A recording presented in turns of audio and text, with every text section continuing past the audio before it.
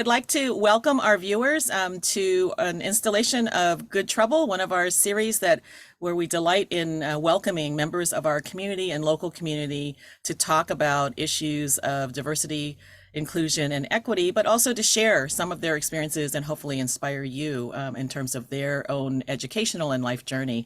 And today I'm really delighted because we have students from San Jose State University. We have been featuring staff, faculty, and administrators, as well as folks from local communities. And so today we have a panel guests who are all students. So I'm going to read briefly. The inspiration for our series, Good Trouble, comes from the Honorable Representative John Lewis, who I think has inspired many people in terms of asking people to have the courage to step up to the plate, to do the things that they do in order to impact our society in a positive way.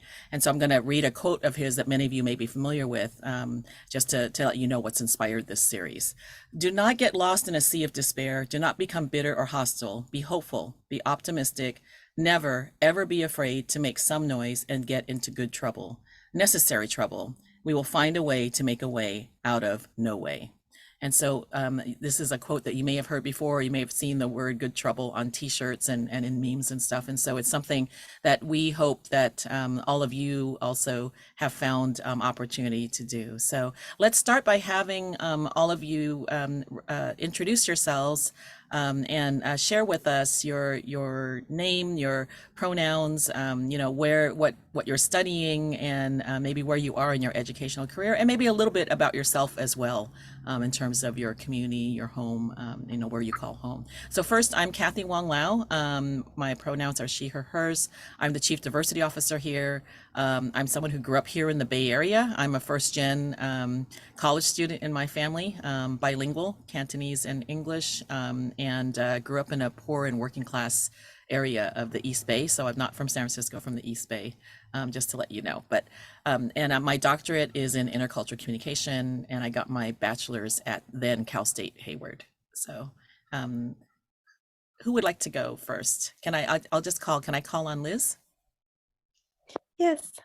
So hi everyone, my name is Liz Lopez. I'm originally from Seattle, but love brought me over here to California, but education too. So I'm a transfer student in San Jose State. And my major is molecular biology with a double minor in bioinformatics and chemistry. I also grew up low income, and I grew up in a low income environment, which means I didn't have the best education. But like when you pursue your dreams, you can do a lot of things. So yeah. Great. Thank you, Liz. Next, Jorge. Hi, thank you. So I'm Jorge Castillo, he, him, his pronouns. I'm a fourth year Chicana and Chicano Studies major with minoring in African American Studies, pursuing a career in education, particularly teaching ethnic studies. I'm from Southern California, Pacoima, California to be exact. I was raised by a single mother. She raised my sister and I, working 3 jobs at times to provide for us. We did grow up in poverty, but she always instilled in us, a desire to better our situation. And she always helped us believe that we could achieve anything. My sister is a graduate from UCLA, and I'm working to, finish off by next semester, fall of 23, and go on to grad school. And I'm very happy to be here. Thank you for having me. Great. Thank you, Jorge. And last but not least, we have Annie. Hi, thank you. My name is Annie Abundiz. My pronouns are she, her, ella, and they. And then I grew up in San Jose, specifically the East Side, born and raised here. And at San Jose State, I'm a fourth year right now, studying Chicano and Chicana Studies with a minor in Sociology. And I'm the daughter of 2 immigrants from Jalisco. And I think that's an important part of for me to share, because I think growing up, apart from my education, and especially growing up on the East Side, I think learning about my culture and like being really instilled in it was really important for me, which is like a big part of how I got into what I'm studying today and also wanting to do ethnic studies education in the future. Thank you. Appreciate those introductions and appreciate your sharing about your families and your background and your inspiration. So the first question I'm going to ask is, you've spoken a little bit about your background and what inspires you, and some of you have shared how your family members have inspired you. What I'd like for you to share for those who are students and also those who are faculty and staff who are working with students, how does culture play into your strengths that you draw on for your educational journey? So how what cultural aspects, and it doesn't have to be your familial, it could be that, there are cultural aspects that you have connections with people on campus. Maybe it's with faculty or staff, or with your peers, or with clubs or something. So sort of a broad question, like what role has that played in your persistence? You're obviously persisting because you're here. So who would like to start?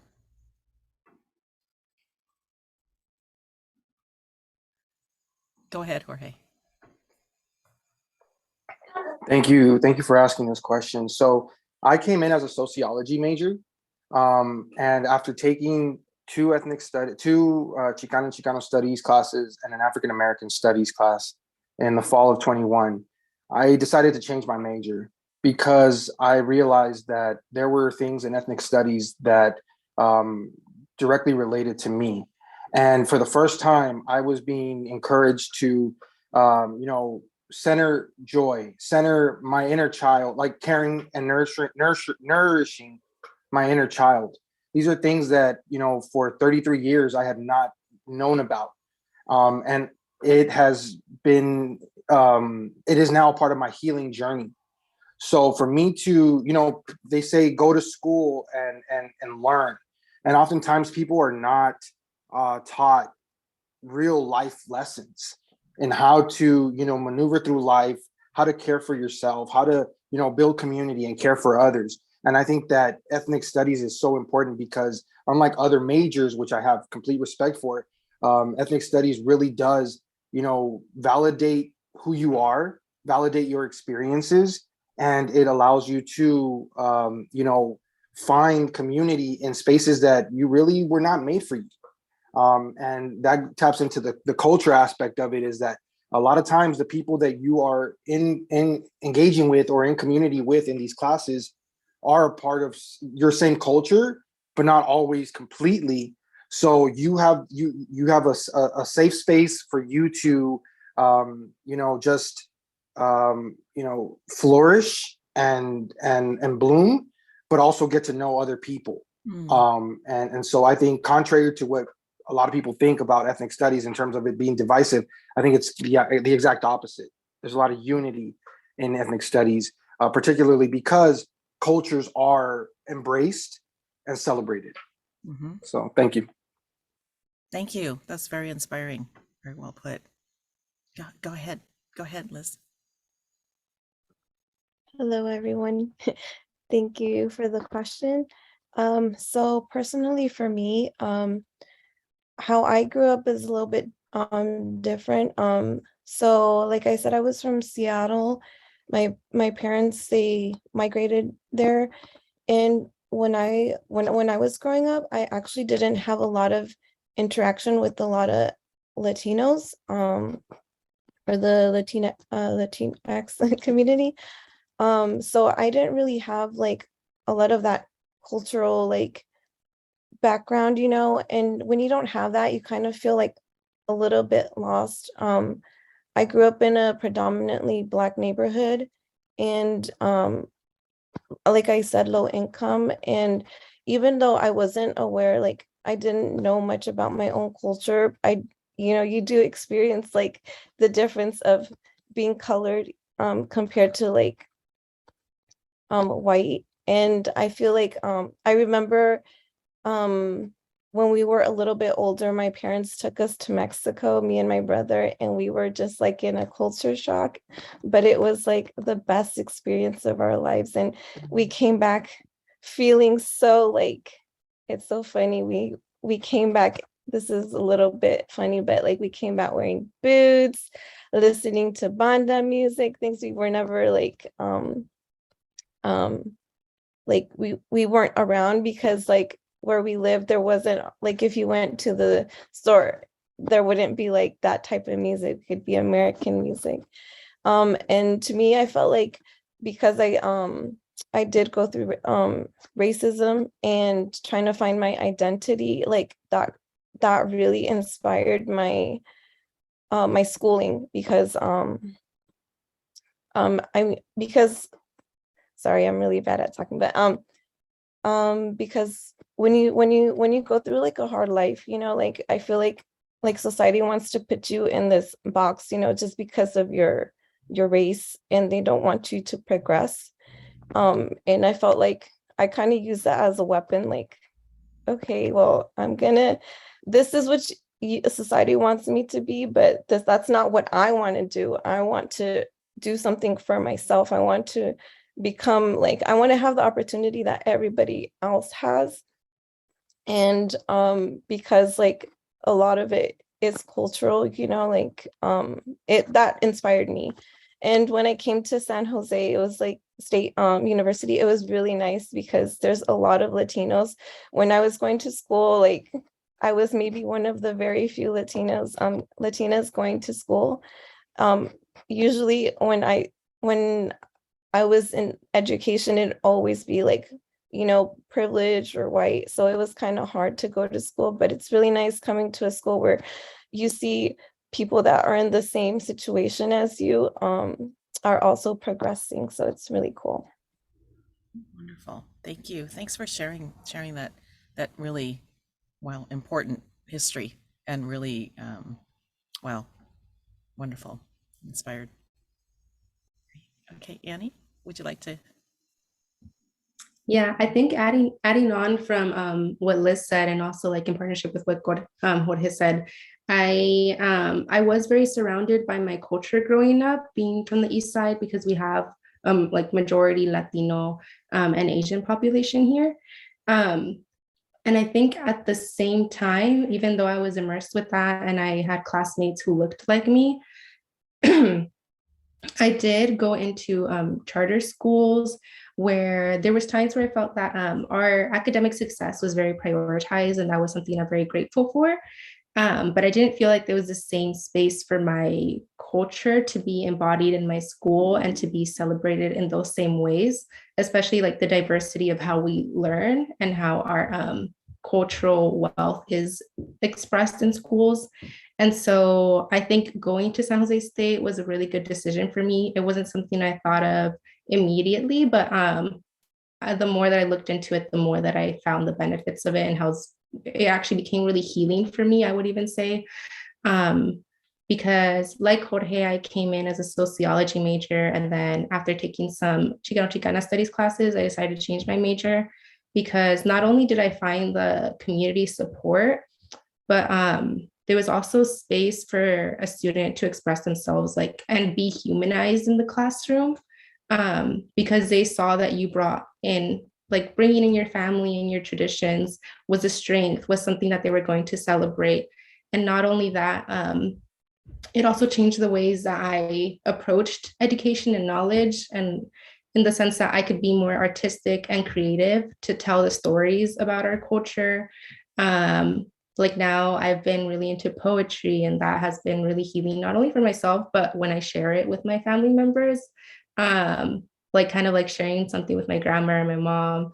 And it just, I think that even kind of reciprocates into my relationship with my little sister, because now she sees that and she has that value too, especially being in that community, like San Jose State. Yesterday, I took my little sister to El Grito that was at City Hall in San Jose. And she just had so many questions to ask. And she was like really comfortable expressing that. And she was excited to post about it and like tell her friends from middle school what it was. So I think all of those things combined is just like how I celebrate it and how I found the guidance and like the validation to do so at school. Wow. So powerful. I'm just I'm sitting here just in awe, and I'm just really moved. I think back to my educational experience, which was a long time ago, and how many of those things were missing for me, right? So, um, uh, great, yeah. So just listening to you is it inspires me so much. What can you, so you talked about your family members and how your impact, I think, is beyond just your classmates here and the people that you directly interact with here at San Jose State. So when we think of San Jose State as a community, it sounds like to me that you're also including people who may not be going to school here. It could be your siblings, your family members. So what impact does going to a place like San Jose State have, sort of like secondary impacts that you see in your families or amongst your friends, or what things that might, maybe some educators or people who work at San Jose State or people who are who are thinking of going off to college, what information can you give them about the sort of the collateral impacts of coming to a place like San Jose State?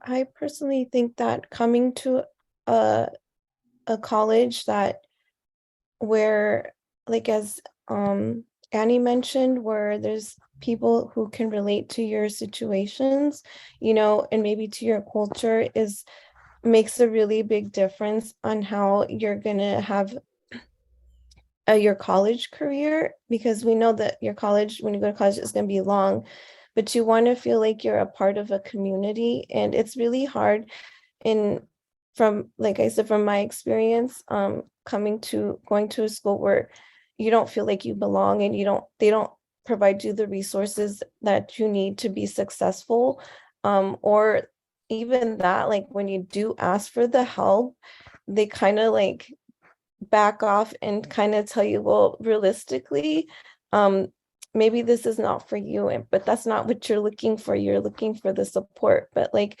when you come to a community like where there's so many resources, especially San Jose State, which I'm very grateful for, where they have, like, I think the Chicano Studies in the student union.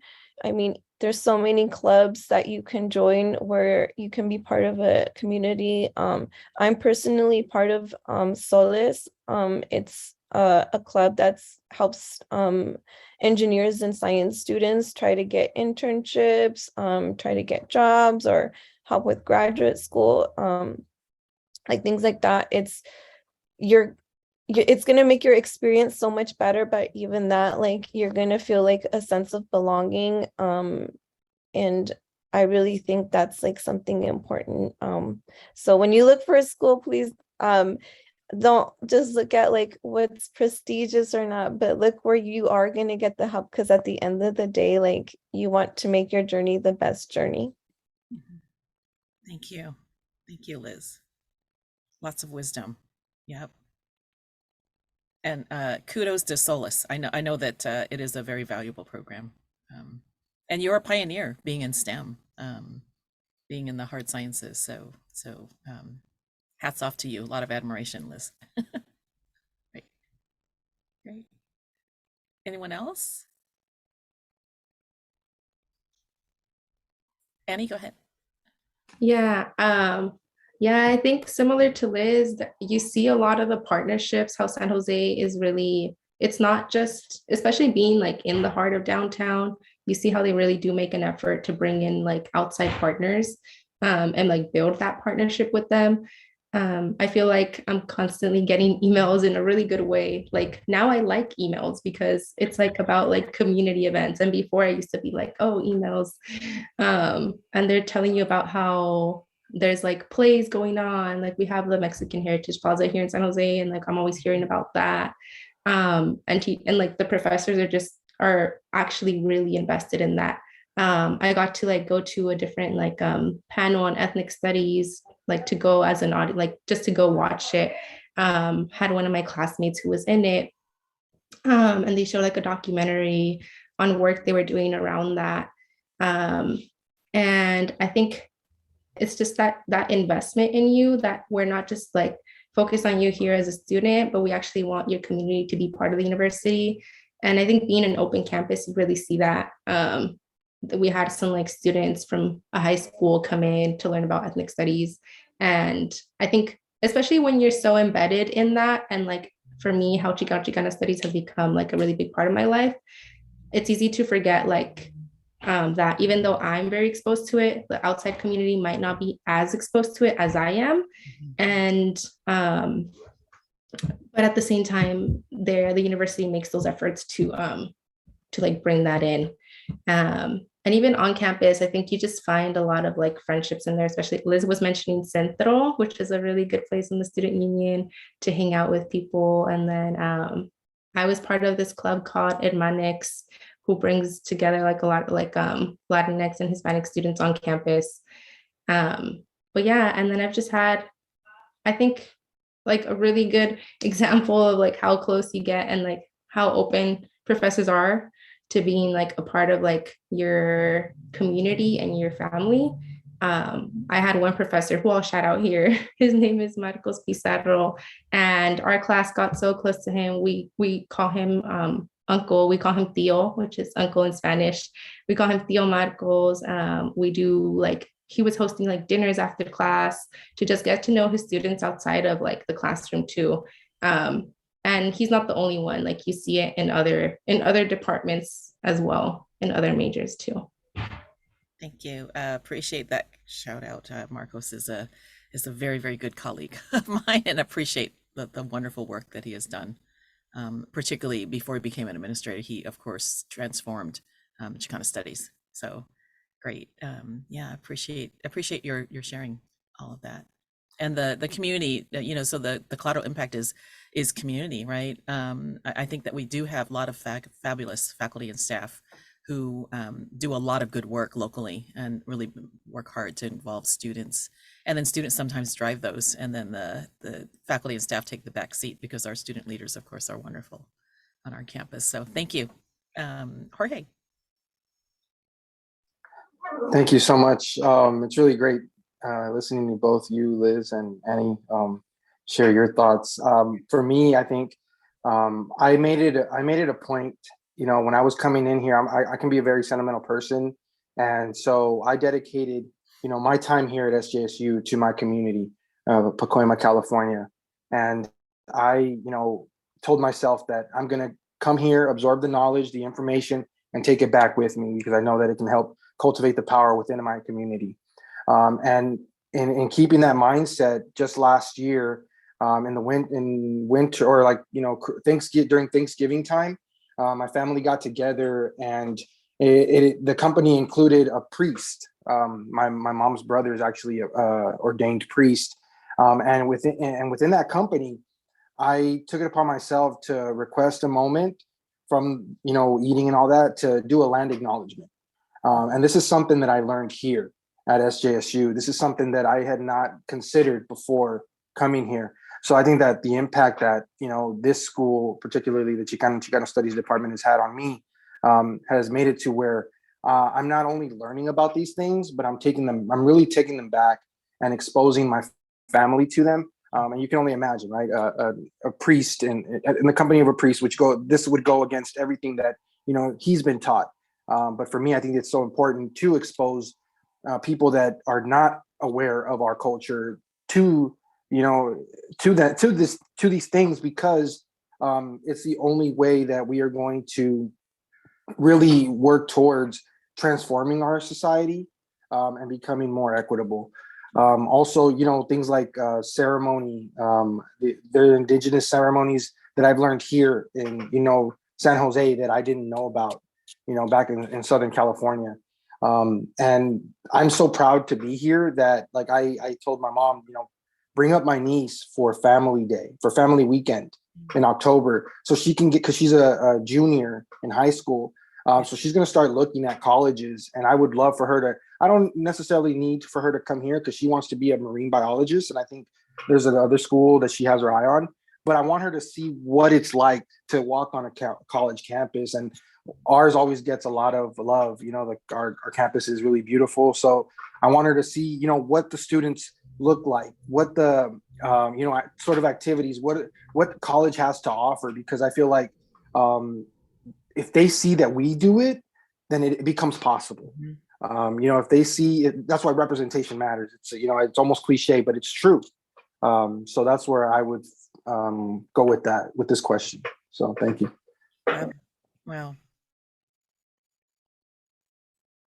I'm just absorbing what you've said about you know, bringing land acknowledgement as a practice to that context in your hometown, and in the presence of a priest, and what that means, and the courage that it took, but also, you know, to think about what education does to us, right? I think that sometimes back in the day when I was a college student, you felt like when you became educated, you became distant from your culture and distant from your family, because that was the cost that you had to endure in order to get educated. And so for me, it's very heartening to hear that there's a transformation that has been very important and very different. So I'm gonna start crying. Sorry. It's just really wonderful to hear how much you're able to bring your education to your communities in a way that is enhancing, that supports and is powerful, and that gives agency, right, to the people that you're a part of. So that's just lovely, really wonderful. Appreciate that. Great. Yeah, so for our final closing question, I'm just going to ask you, if you know, what advice do you have for faculty and staff on our campus in terms of supporting Latinx students on our campus, across, even not just who have similar identities as yours, but even other Latinx students who maybe aren't in this room? I'm thinking of undocumented students, Central American students, you know, students who are from other areas. What advice would you give faculty and staff? And then I think you've given a lot of advice to students already, but you can also add that as well. Other advice that you would give prospective students and students who are here already at San Jose State, who may be struggling or hitting a rough spot, because I know all of us do in our undergraduate education, where we hit points where we're struggling. So what advice would you give? I know it's a lot wrapped up in there. So advice to faculty and staff, as well as advice to peers and prospective students. I would say to acknowledge our presence, and what I mean by that is, you know, like, although every Latinx has a different experience on how they went to school, not everyone is necessarily like poor, or, you know, like is first generation. We all have different experiences, but at the end of the day, we still have the same experience in that we are a minority community trying to have a better education and better life, and have an equitable life, which is what we deserve, and it's supposed to be what we're supposed to have. So when we go to school, just to acknowledge how hard we're working, and to acknowledge that we have to work harder than other communities. So to just acknowledge that, and to just make us feel like we're part of a community. And also, something I do want to say, that some of us do struggle, like, to ask for help, because when we wanted to get the help, we've been denied the help. So when you see us being quiet, it doesn't mean that we don't need the help. Like, please just be there, and just make sure that we're okay, and that we're not struggling, and that, you know, we feel like we belong, because it can be intimidating going to college when well, I mean, San Jose is a little bit different, thankfully, you know, because there is a lot of Latinx community here, but, you know, like, still, even then, you know, it's very intimidating going to college as a minority. So just acknowledge us and help us in our journey. Yeah, powerful advice, and appreciate your perspective. Powerful advice to never assume because someone is not asking for help that they don't need it, and also that they may be through a history of being rejected or not being responded to, right, systemically. So thank you. That's really powerful advice. Thank you, Liz. Yeah. Annie or Jorge? Go ahead, Jorge. Thank you for that, Liz, for sure.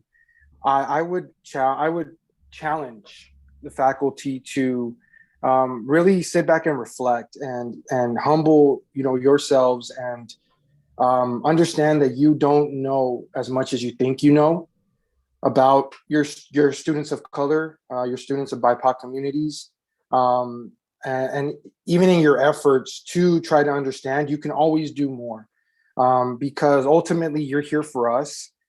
We are here because thanks to you as well. But the curriculum should not come before the care of the students, because more than getting a degree, we are supposed to be cultivating our ability to be good human beings, to be able to transform society. We cannot do that if we're combating systemic racism within our schools, within our classrooms. So just do better. I think that's one of the things that I would want to do, that I would want to offer as advice. And I have something that I'd like to read, if I may, really quick. Yeah. It says, for professionals, if you work with Latinx families, it is not enough to be trauma informed, diverse, and culturally competent. You must be healing centered, anti-racist, and culturally sustaining. You must stop pathologizing our people and start contextualizing and decolonizing our people. And I feel like that summarizes really what I'm trying to say. So I think that, and thank you for your service. Thank you for your service. Thank you for the work that you do. But just know, just like you expect me to be able to do more or do better, I expect the same from you. And let's build together. Wow. Thank you. Powerful. Thank you so much. Very powerful. Care before curriculum, and then the last piece that you read, very powerful. And I agree. We all need to do better.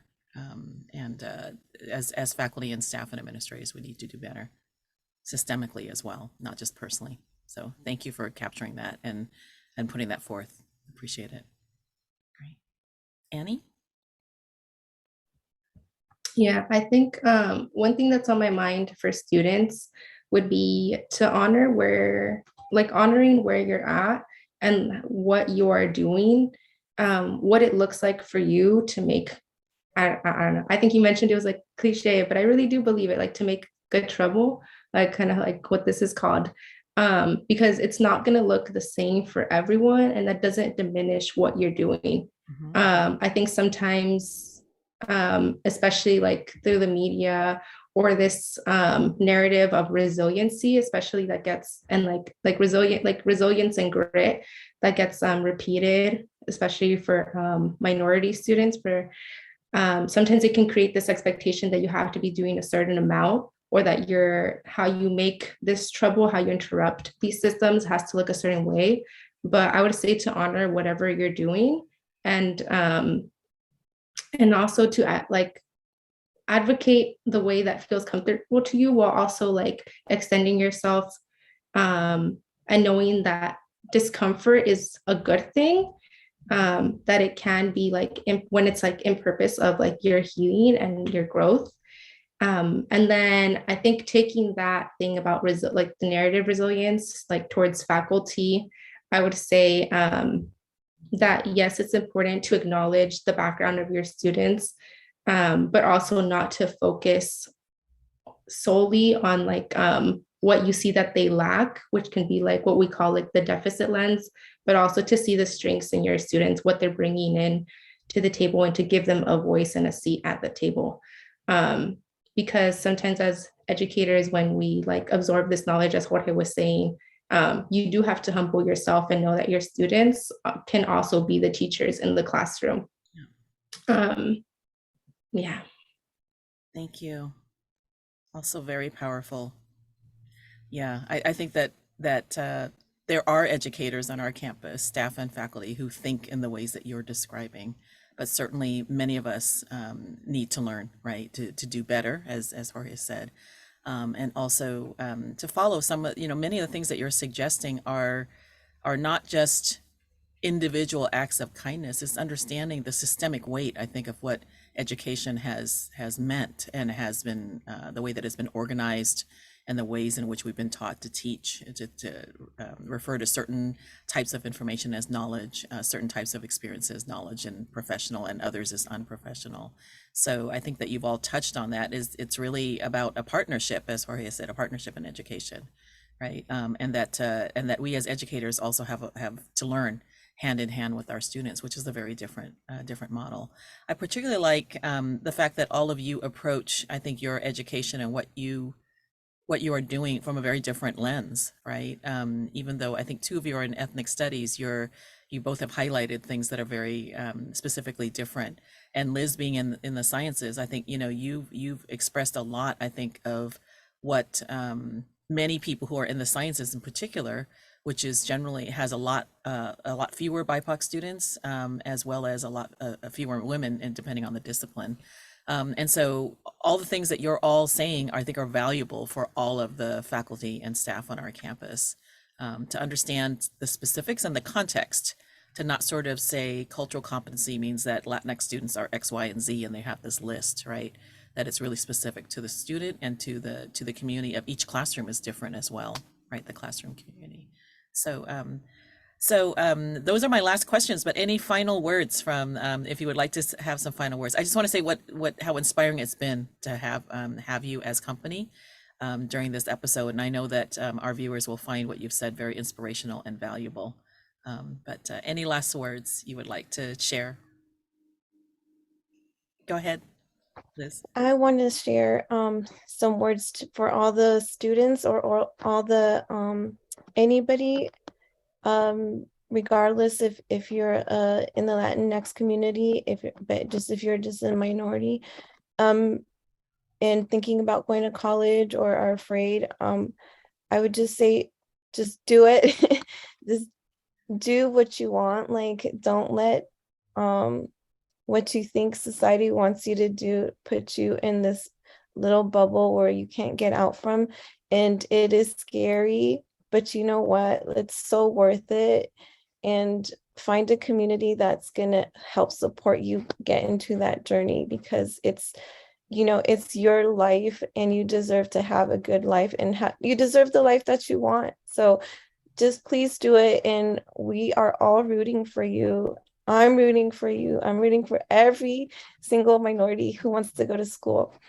So just do it. And you have my support. I'm pretty sure you have Jorge's, Annie's, and Kathleen's, but just do it. And if you ever need some resources, we're all here to help you. Thank you. Thank you, Liz. Wow. It's hard to follow. But any last words? Thank you, Liz. That was so heartfelt and really so true.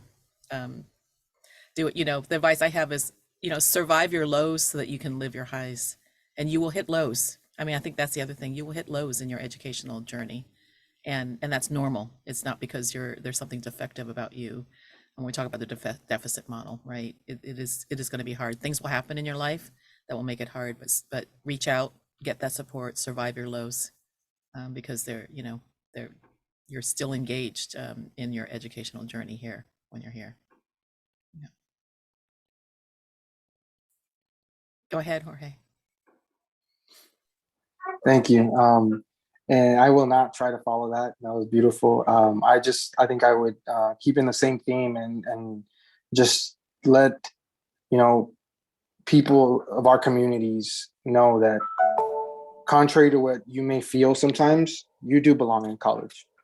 You do belong in school. K through 12 might have diminished your spirit in terms of schooling, but schooling is more than just K through 12, and schooling is the cultural wealth that you realize that you have if you're fortunate enough to learn that in higher education.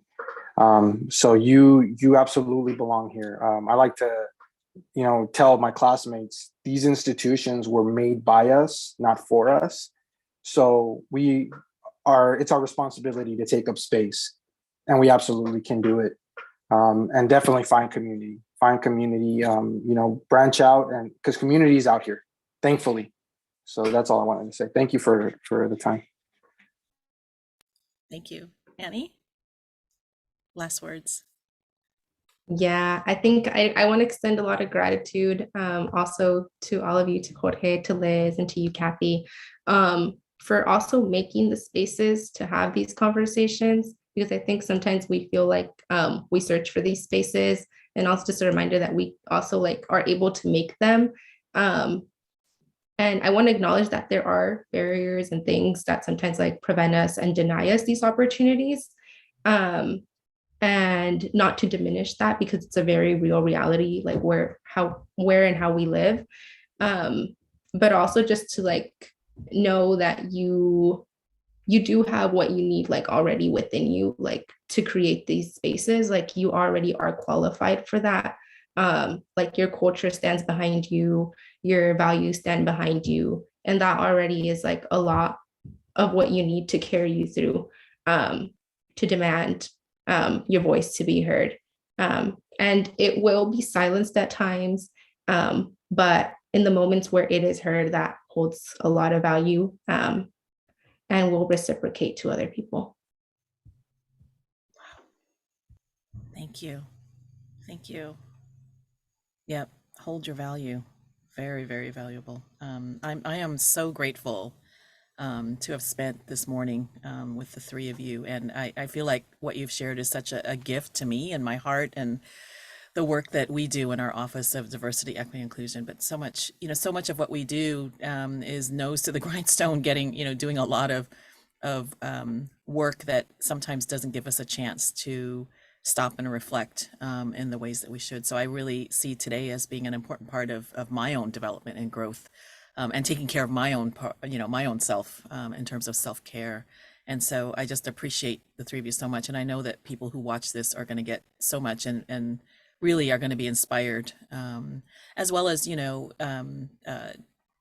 really tempered by your understanding that you have had to strive to get the things that you've gotten, as well as the people that you've relied on. So I think it gives a very realistic picture. I don't think it's an overly sunshiny picture, but you certainly have paved a path, I think, for people to think very hard about what they can do to help students, but also on students, inspiring them to come to higher ed, not just San Jose State, but to higher ed. So thank you so much. Really, this is the part of my job that I love the most, is being able to connect with students and have faith in the next generation. You give me a lot of hope, and I know you give folks who are watching this a lot of hope. Thank you so much. Have a good afternoon, and thank you. Thank you very much for having us and letting us speak our voices. You're welcome. Yeah. Okay. All right.